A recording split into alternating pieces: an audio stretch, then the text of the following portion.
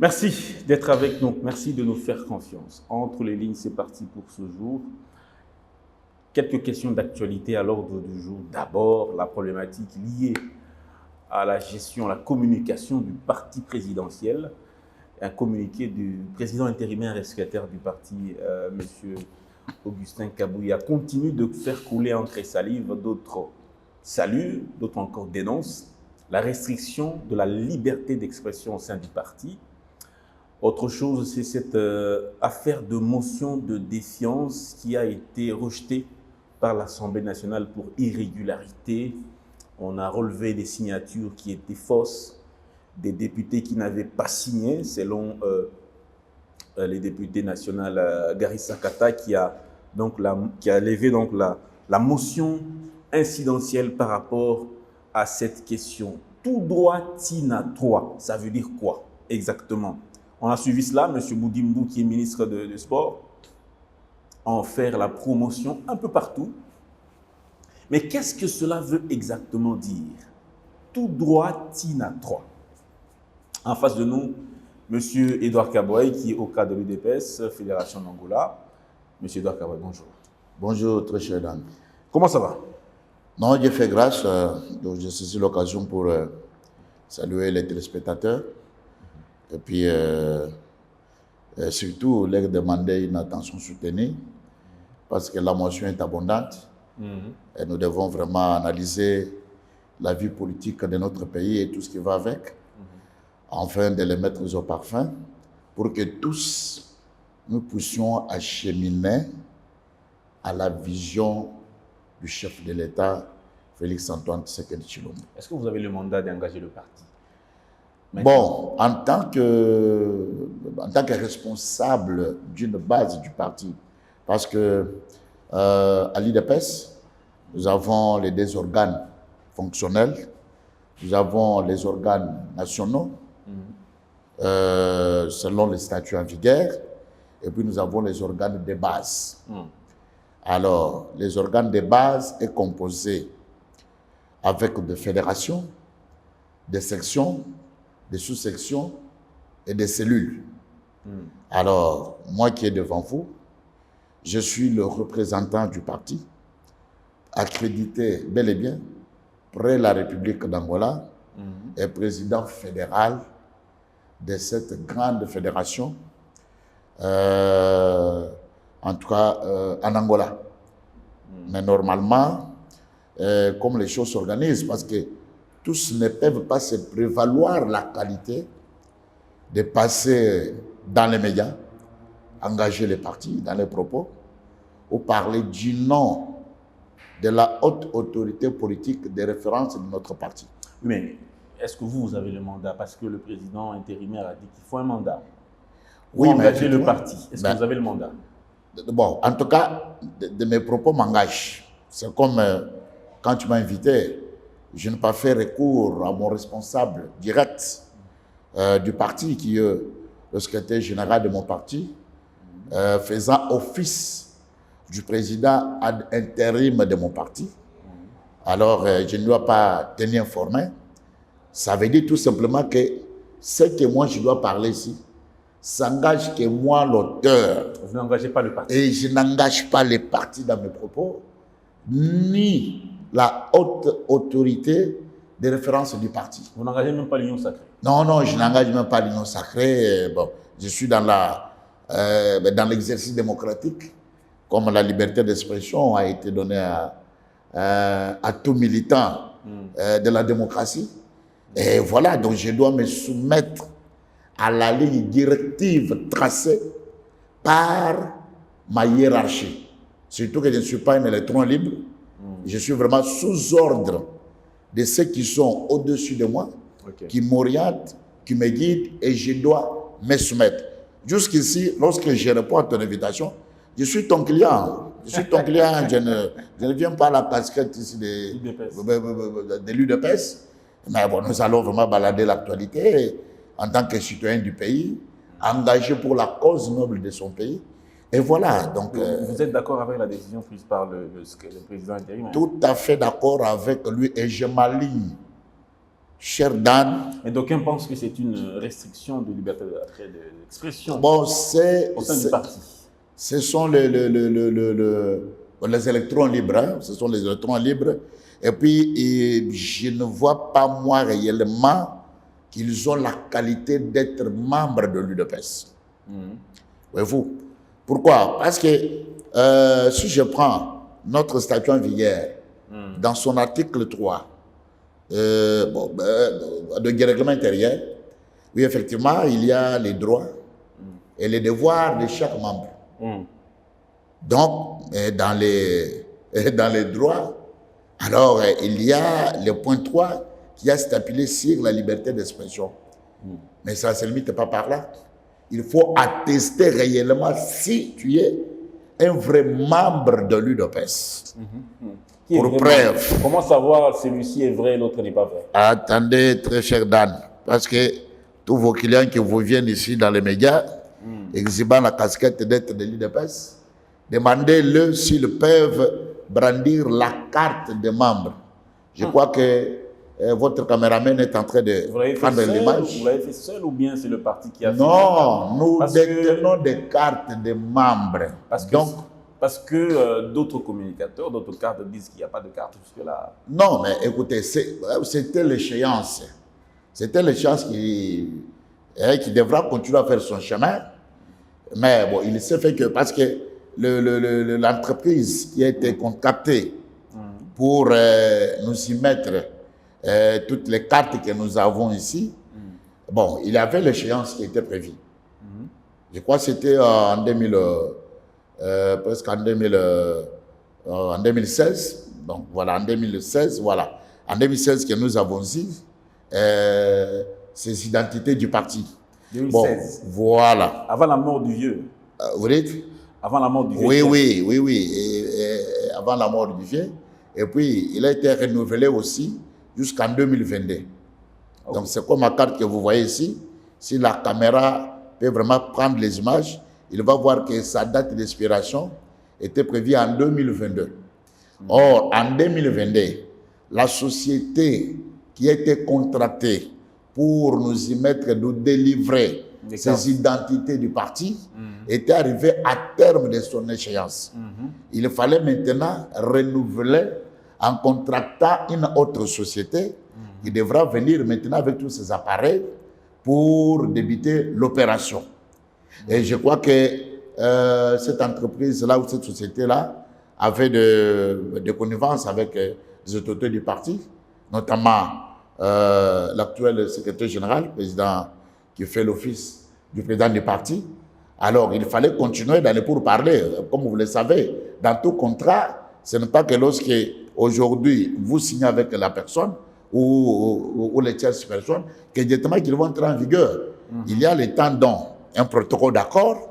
Après le protocole d'accord viendra l'étape de mémorandum d'entente. Après le mémorandum d'entente viendra maintenant l'étape de la signature au contrat. Et puis enfin, on matérialise le projet. Parce que... Mais ça fait 4 ans. Ça fait quand même 4 ans. Oui, mais effectivement, c'est ça ce que je vous dis. Aujourd'hui, lorsque vous savez, cher Dan, je vais vous révéler une chose. Vous savez, aujourd'hui, nous parlons des deals que nous avons avec les Américains. Mais pour les gens qui ne sont pas dans les méandres, ils voient comme si que c'est quand nous avons protocolarisé la signature en décembre de l'année passée, que maintenant et tout a commencé. Non, ce deal a commencé depuis 2019. Avec les Américains? Avec les Américains. Depuis 2019. C'est-à-dire que nous qui avons eu quand même la grâce d'assister, de participer avec les investisseurs, avec les sociétés tierces qui viennent vous contracter pour vous y mettre leur marché, il y a d'abord l'appel d'offres. Okay. Après l'appel d'offres, il y a la sélection, dépendamment des critériums exigés, et puis enfin, vous débutez votre demande. C'est ça la procédure.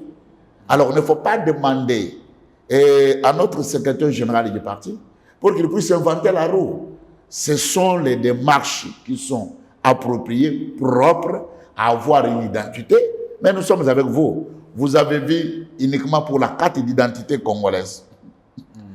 La première tranche qui a eu lieu, Est-ce que toutes les Congolaises et Congolais ont été identifiés? Non. Une petite partie qui ont été uniquement identifiés et d'autres d'ailleurs en majorité jusqu'au jour d'aujourd'hui. Moi, je n'ai pas la carte d'identité congolaise. Je crois que vous aussi, vous n'en avez pas. La carte d'électeur. Voilà. Et jusqu'ici, nous continuons à marcher, à exhiber que la carte d'électeur. Mais le chef C'est-à-dire ce sont des processus, des petits soucis le chef de techniques, l'État avait, etc. avait son spécimen, lui avait sur sa carte. Mais oui, effectivement. Que les autres aussi puissent Mais oui, bon, lorsque les techniciens, vous savez beaucoup de choses que nous faisons chez nous ici. Si nous n'arrivons pas à mettre tout ce que nous faisons dans une, comment dirais-je, dans une procédure normale, et c'est là que nous tombions dans tout cela. D'accord. Ils ont amené le chef pour aller prendre une carte dont les spécimens et tout ce qui va avec n'était pas encore en ordonnance normalement, de la manière dont que tout le monde devrait s'acquérir. Alors, est-ce que et il y a eu de stopper ça. Est-ce que celui qui se qualifie comme étant le communicateur attitré du parti présidentiel, du chef même, il se dit cela, il s'appelle Mokondi Yabanzoi, ce monsieur-là qui a insulté copieusement Madame la Première ministre Judith Souminoa. Vous parlez de M. Kamine Dinosaure. Ce monsieur-là, il n'est pas le seul. Hein. On a vu un élan de volonté de pouvoir porter atteinte à la dignité de la Première ministre après cette sortie médiatique sur TV5 Monde. Beaucoup l'ont insulté, surtout ceux qui ne sont pas au pays. Commençons d'abord par ce monsieur-là. Est-ce qu'il est du parti? Non, non. Il n'est pas du parti, il n'a jamais été du parti. C'est un Congolais, comme tout Congolais qui se trouvait dans la diaspora, plus précisément en Afrique du Sud. Et de l'Afrique du Sud, il est allé aux États-Unis, ce qui est tout à fait normal pour tout le monde qui a ses propres ambitions personnelles. Bon, comme il a son âme attachée au pays, bon, il s'est autoproclamé d'être communicateur privé du chef de l'État. Ce n'est pas ni le chef qui lui a donné mandat de parler en son nom, ni de lui engager dans ses propos. Communicateur privé. C'est lui-même qui s'est autoproclamé d'être un communicateur, comme tous les Congolais au jour d'aujourd'hui. Vous voyez, avec la démocratisation de l'espace politique congolaise, c'est la liberté d'expression dont il y a même les autres qui n'en ont pas bien compris, qui n'en ont pas bien calibré dans leur mental ou dans leur caboche, qui peuvent peut-être vous donner synonyme contraire à la liberté d'expression. Donc, ils veulent s'amêler dans la liberté d'expression du moment qu'ils sont dans la liberté d'expression. Et voilà, c'est ce Congolais-là. Alors, parlons de motion contre M. Chabani, le VPM en charge de l'intérieur. Oui, mais attendez, M. Dan. Oui. Vous parlez sur le monsieur. Je vais quand même placer mon.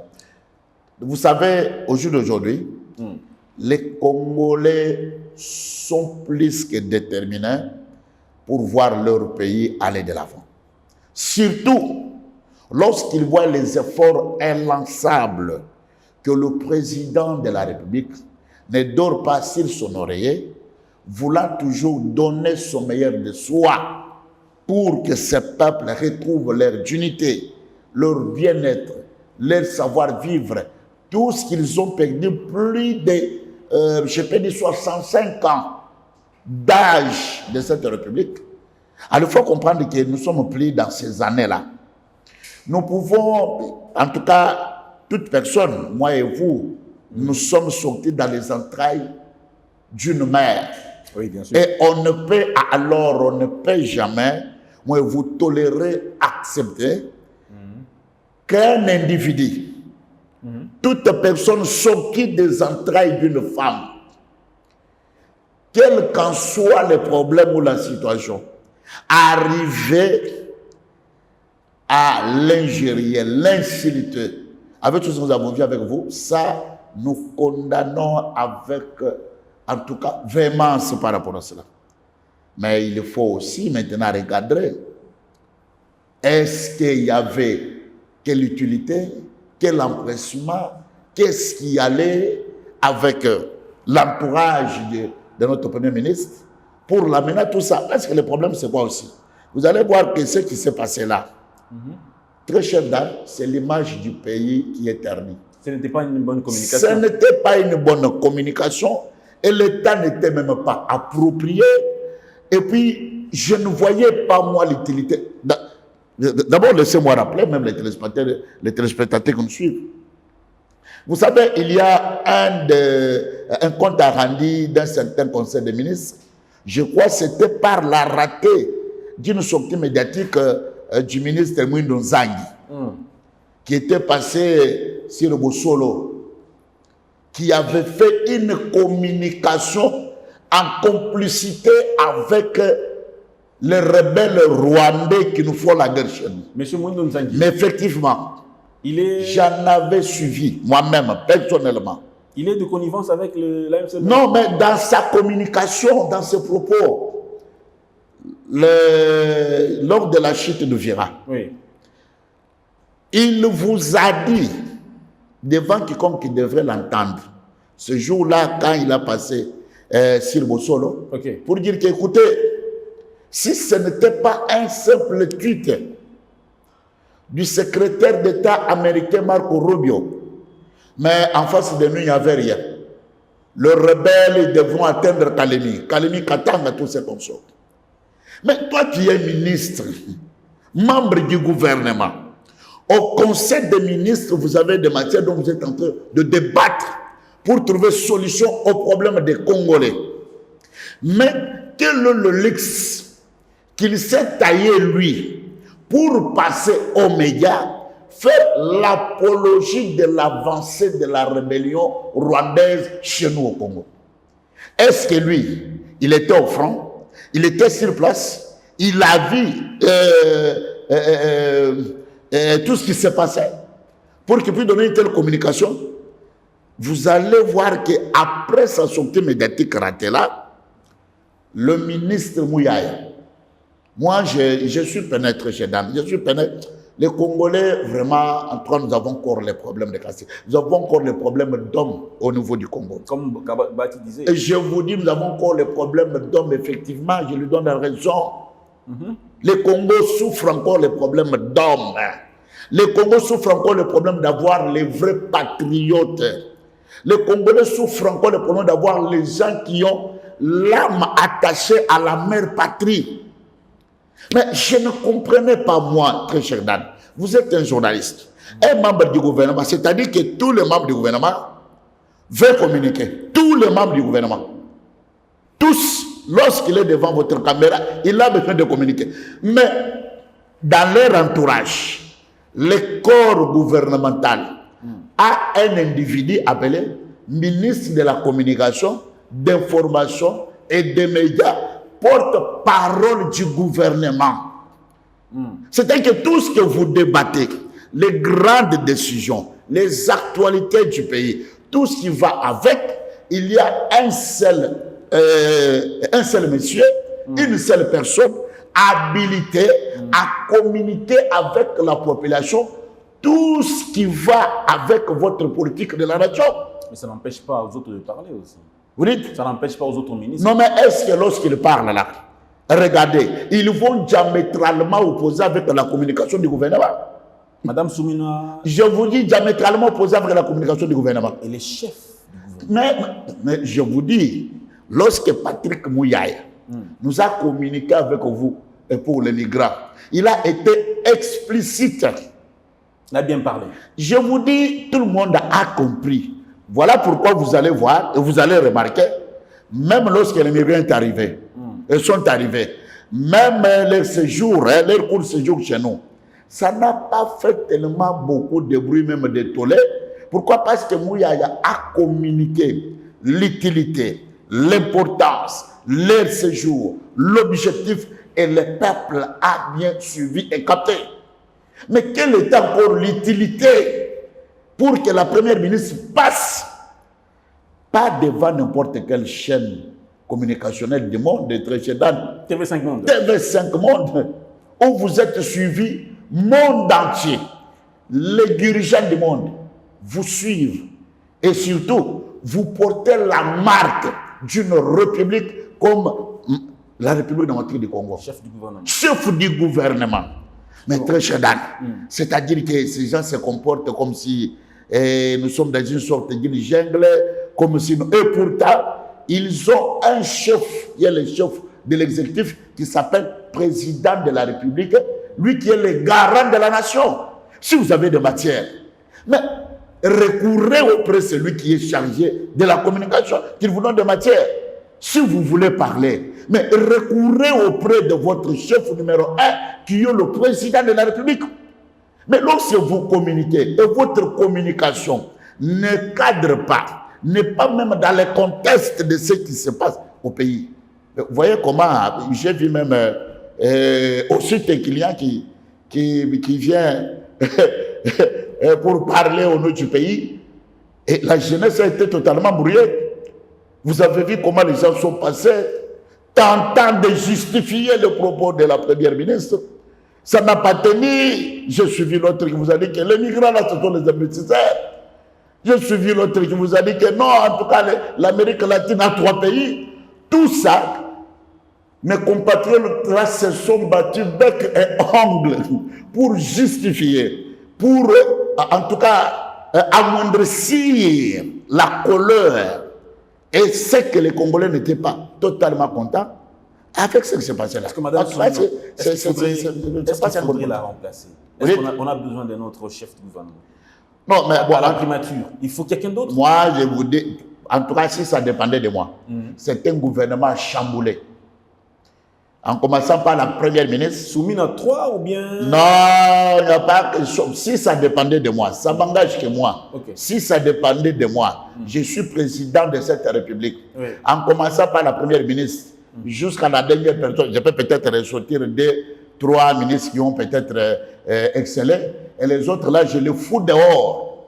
Ah bon? Ils n'ont pas rendu service à la nation. Qui n'a pas travaillé bien, par exemple? Non, bon, en tout cas, c'est la population qui va juger. Mais moi, à ce qui me concerne, je vous dis que lorsque je regarde les efforts, parce qu'aujourd'hui, cher Dan, laissons quand même mettre au parfait notre peuple. Oui. Vous savez que plusieurs chantiers, l'élan de développement que nous avons aujourd'hui, si vous avez un œil patriotique, vous allez voir que ce sont les efforts propres du président de la République. Et plupart des projets, ce sont les projets que lui-même prend. Même à Kinshasa. Mais je vous dis, plupart des projets. Les routes bétonnées. Plupart des projets que vous voyez là, c'est le chef de l'État. Mais le chef de l'État. Par la dynamisme, par sa détermination. C'est le gouvernement qui pilote la politique de la nation.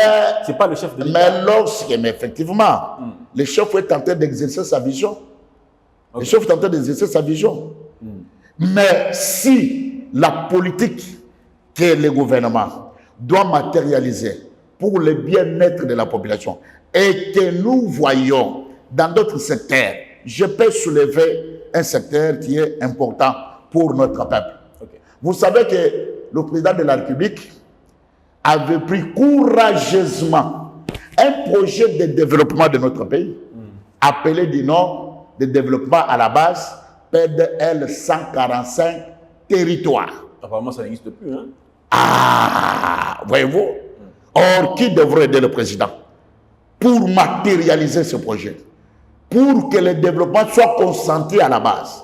Pour que dans chaque secteur, dans chaque territoire, on trouve une école, on trouve un hôpital, on trouve des routes asphaltées de dessertes agricoles.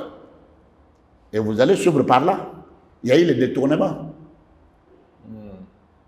Avec ceux qui pilotaient ce projet, à la coordination. Des toyi-boyi avec des Besseko, tout ça et comme ça. Mais comment les chefs doivent être accompagnés? Comment voulez-vous que les chefs doivent être accompagnés? Quelle est la politique publique que tous ces ministres que vous dites là exposent devant? Quelle est la politique publique?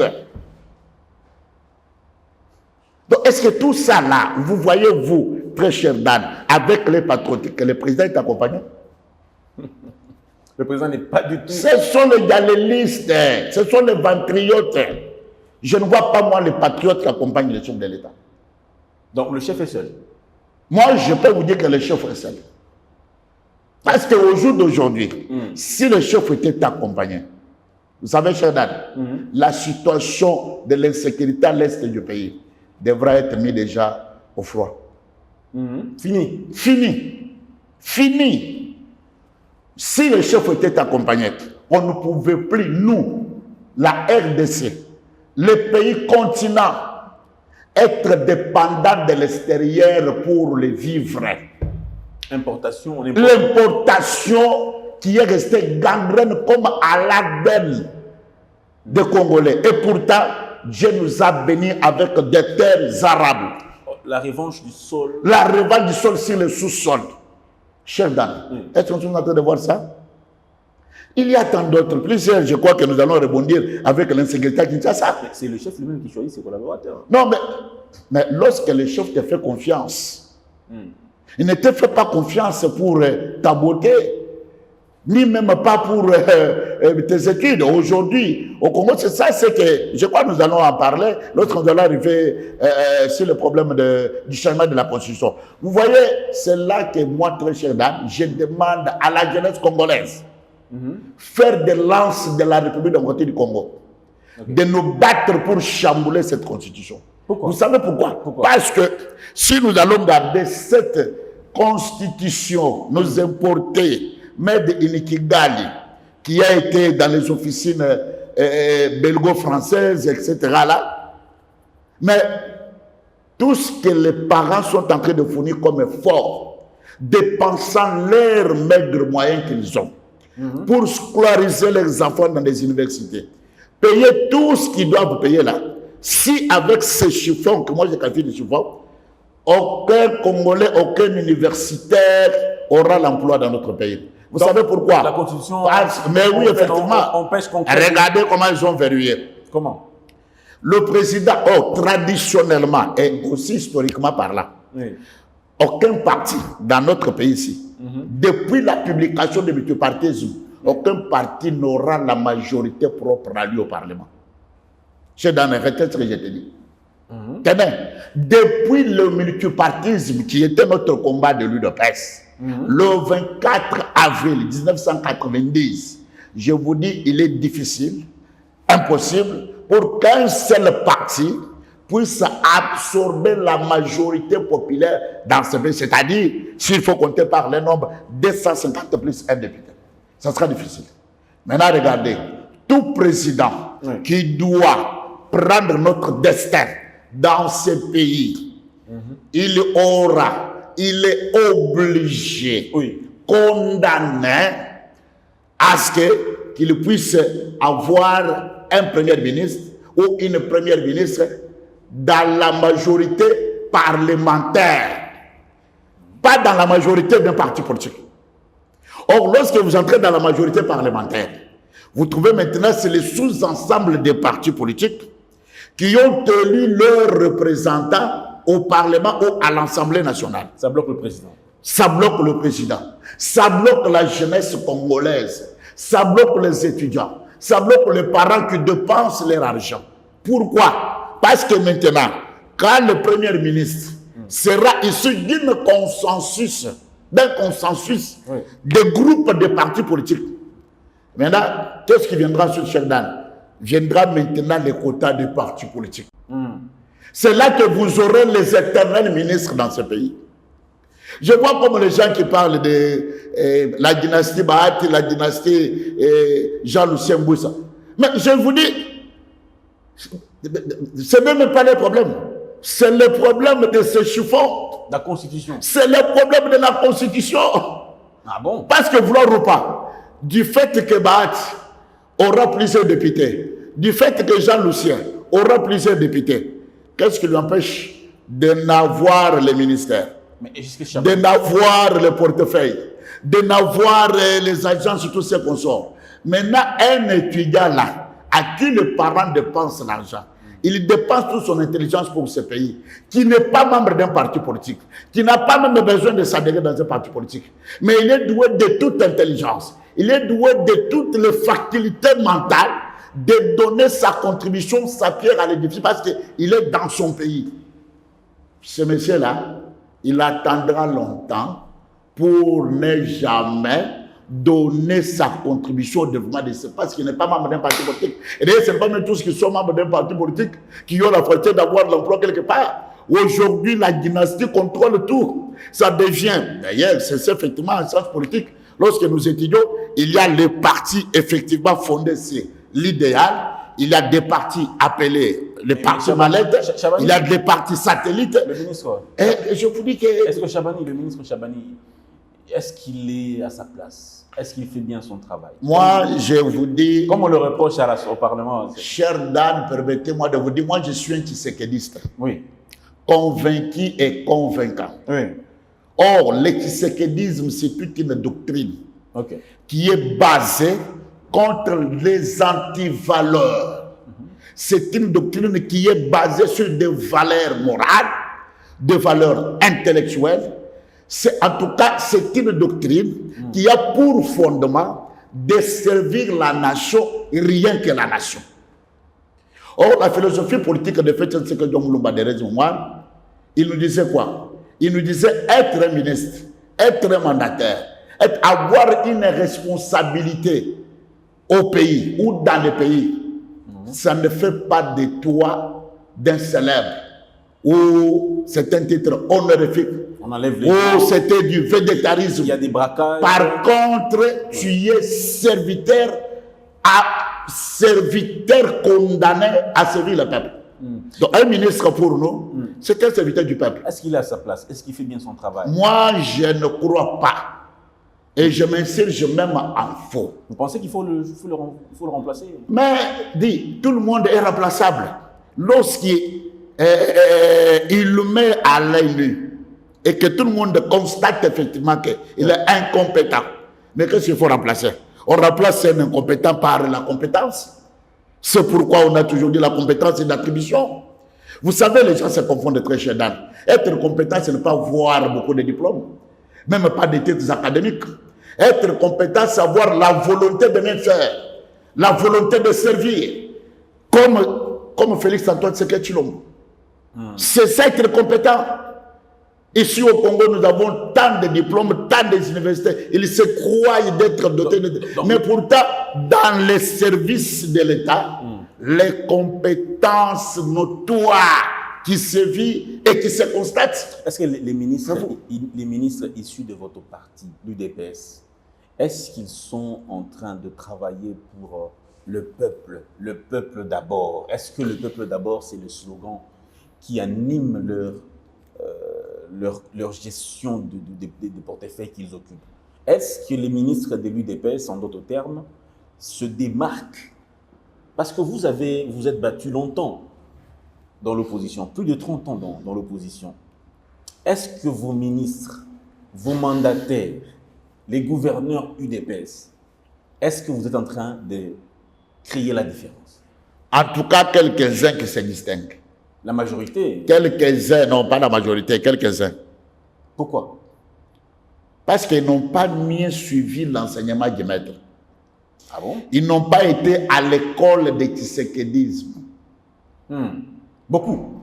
Plusieurs. Moi, je suis tshisekidiste convaincu. On les a vus marcher ici. Je ne défends... Mais on les a vus vous savez, se battre. Moi, je disais, lorsque nous étions dans la rue, lorsqu'on se battait, moi, je disais à la plupart de mes compagnons d'armes que plusieurs auront zéro dans leur gestion. Qu'est-ce qui vous faisait dire ça? Pendant que vous étiez un parti d'opposition, vous aviez l'école du parti, vous vouliez... Non, mais il faut comprendre que même lorsque vous êtes dans une même salle de classe, tous n'ont pas la même intelligence. Hein. Vous avez dit Et puis, il y a ceux qui font l'école missionnaire, malgré que vous êtes ensemble avec eux. C'est ça le problème.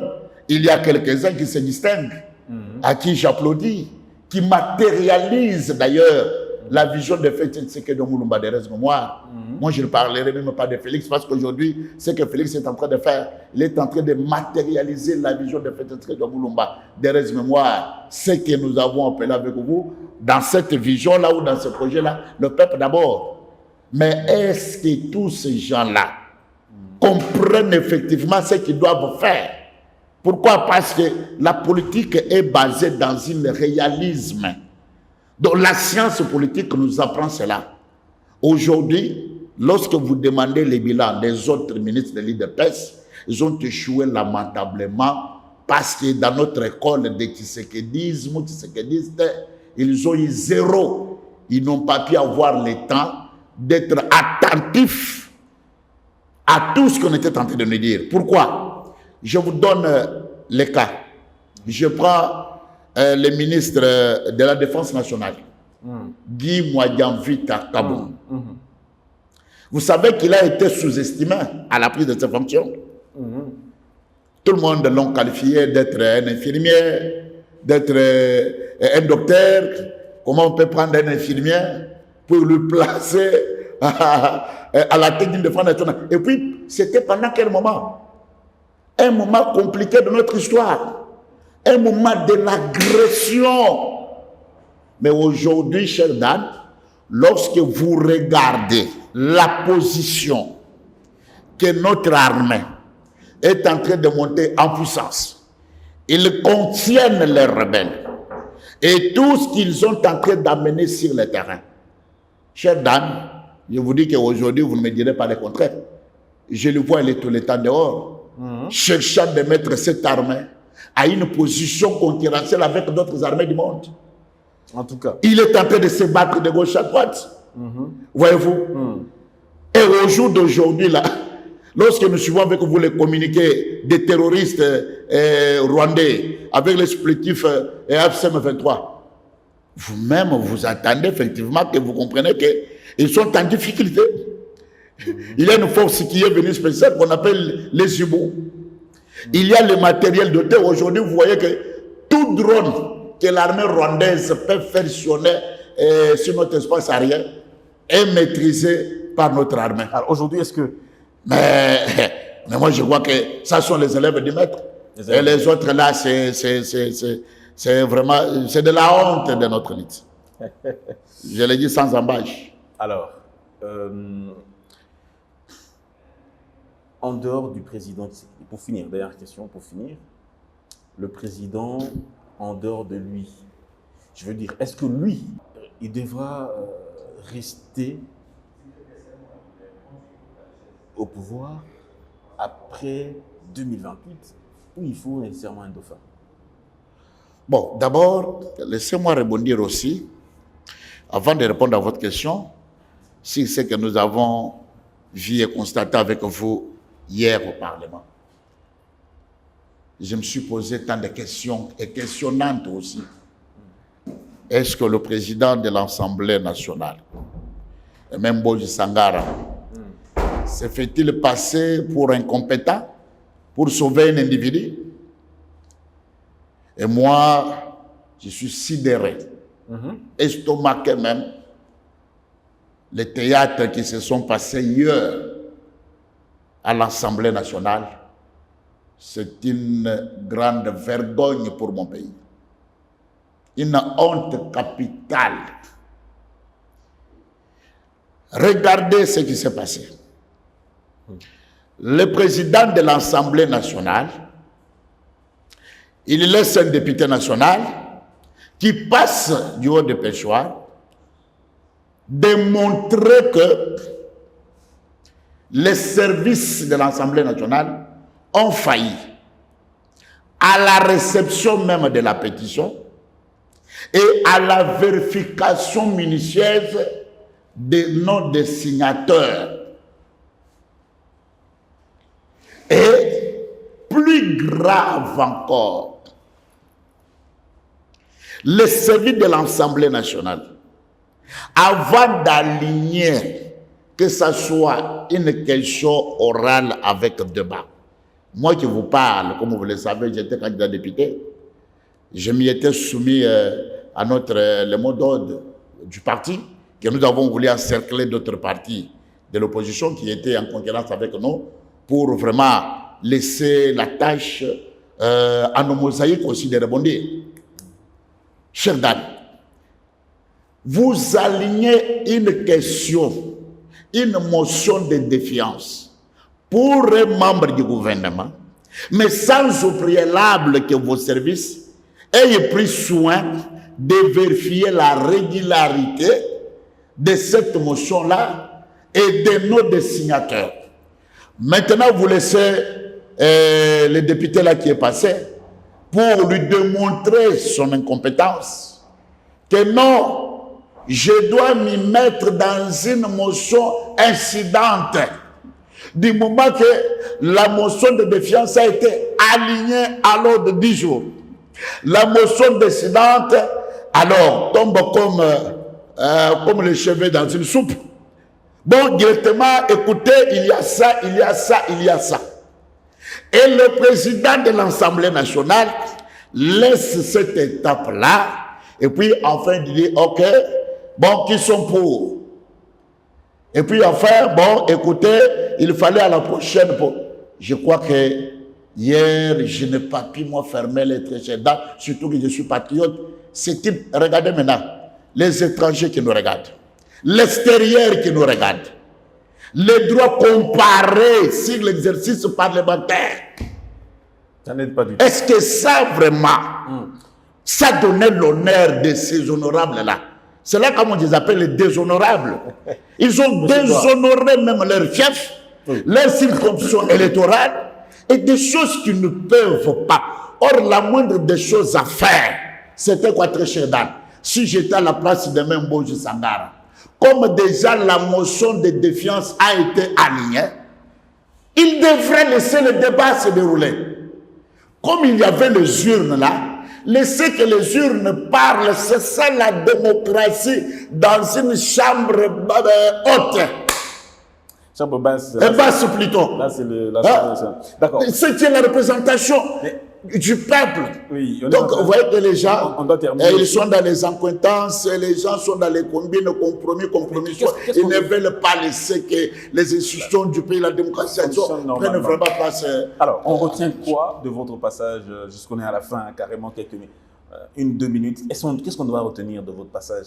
Bon, c'est que moi, je dois demander à notre peuple que c'est de se ranger toujours derrière les chefs de l'État. Okay. Félix Antoine Tshisekedi Tshilombo. Toujours. Toujours. C'est celui-là qui est en train de se battre parce que vous ne m'avez pas donné les minutes. J'allais même les étaler, étayer même les bilans, uniquement seulement sur les efforts de cet homme, que ces peuples ne suivent pas les discours de tous ces aventuriers. Nous avons qu'un seul chef qui a sa propre vision. Et la vision qu'il a, ce n'est pas sa vision, mais c'est la vision du peuple congolais, à qui tous nous devons nous ranger derrière lui, lui soutenir, l'accompagner pour réussir la mission que nous lui avons donnée, et aussi bien, surtout, rangeons-nous derrière lui pour changer ce chiffon appelé la Constitution. Nous n'avons pas une Constitution dans notre pays. Le peuple congolais, comme ce que je venais de vous dire, et la jeunesse congolaise doivent s'élever debout, défendre à corps, à cri pour ce changement, afin que nous donnions les possibilités à tout le monde d'avoir droit dans le pays. Il y a un monsieur de l'UDPS, pour finir, il y a un monsieur de l'UDPS dont l'image a circulé longtemps hier. On l'a vu avec une constitution en main, s'apprêtant à la déchirer. Beaucoup ont dit qu'il a déchiré la constitution. Est-ce que si aujourd'hui on veut la constitution, vous pouvez la déchirer? Non mais oui, mais c'est son droit, parce que lorsque le test n'est pas favorable à moi-même, et surtout je suis dans mon pays, et le test donne toutes possibilités aux étrangers, et au mixage et brassage, alors qu'est-ce que je dois attendre? Mais il fallait carrément déchirer cela. Pourquoi? Parce que nous devons avoir une nouvelle constitution congolaise, écrite par les Congolais, et au Congo dans leur pays. Et non une constitution inspiration étrangère. Et puis ce qui nous sera imposé par l'étranger. Nous voulons que notre pays soit totalement libre et que les propres patriotes prennent le destin de leur pays. Merci beaucoup, M. Edouard Kabouaï, cadre UDPS Tshisekedi. Non, ici, vous n'engagez pas l'UDPS, analyste des questions d'actualité. Bien que vous êtes de parti. Effectivement. Du parti présidentiel, mais merci beaucoup.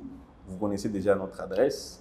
Effectivement, de temps en temps, si vous avez le temps, vous serez toujours les bienvenus. Exactement. Ici, c'est toujours votre maison. Merci beaucoup d'avoir été des nôtres. Merci, Shadan. Merci à la grande équipe qui m'a accompagné également. Allez, à très bientôt.